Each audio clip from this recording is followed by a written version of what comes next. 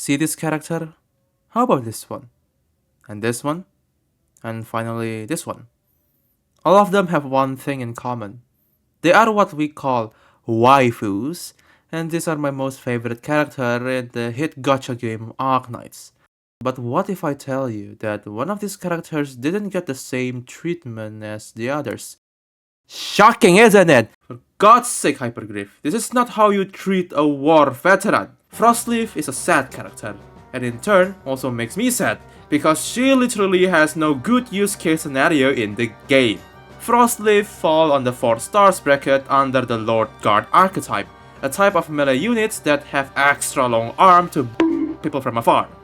This means that Frostleaf needs to prove herself to be worth the resource allocation to build her, since she is not the only one in this category.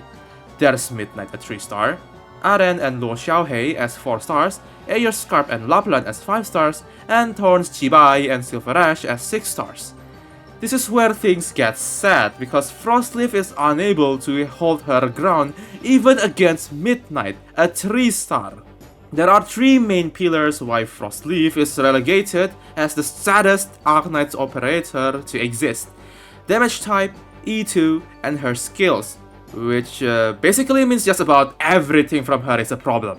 In Arknights there are 3 types of damage: physical, arts or magic, and true damage. True damage are rare for operators below 6 stars bracket, so we can ignore it. Most of the operators have either physical or arts, and sometimes both, and Frostleaf falls on the physical damage dealer. This is not bad, but her competitors, mainly Midnight and Aren, deals arts damage upon activating their skills, while Frostleaf doesn't.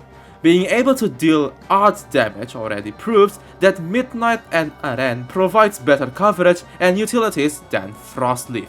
In Arknights and every other games with an upgrade system, upgrading a character means that said character will be stronger and offer more usage, right?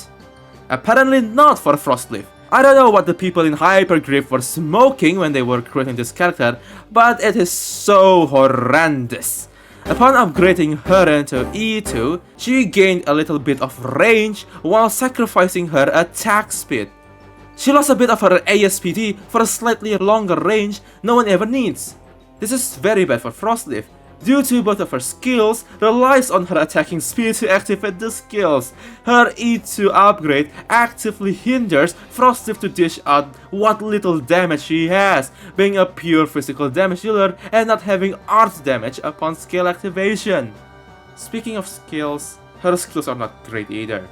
First skill have a short SP recharge, deals 135% of her attack as physical damage, and decrease the movement speed of her target by 35% for 2.5 seconds. Second skill costs 54 SP, and it gives her some attack speed, reduce the enemy movement speed by 42%, and have a 25% chance to bind the enemy, like saying, for 1.5 seconds. You can already tell what's wrong with these skills.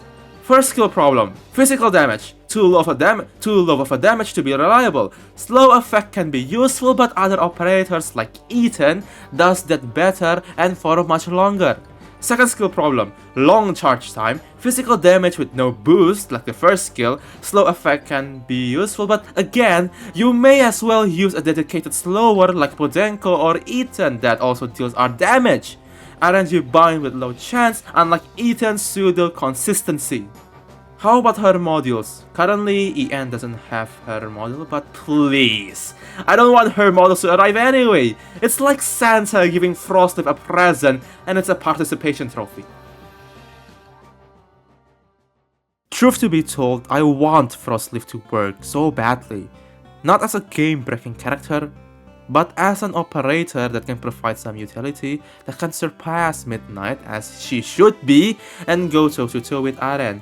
Instead, Hypergriff decided that she had enough fame during the early chapters of the story and the anime and lazily gave her a module that doesn't even fix her.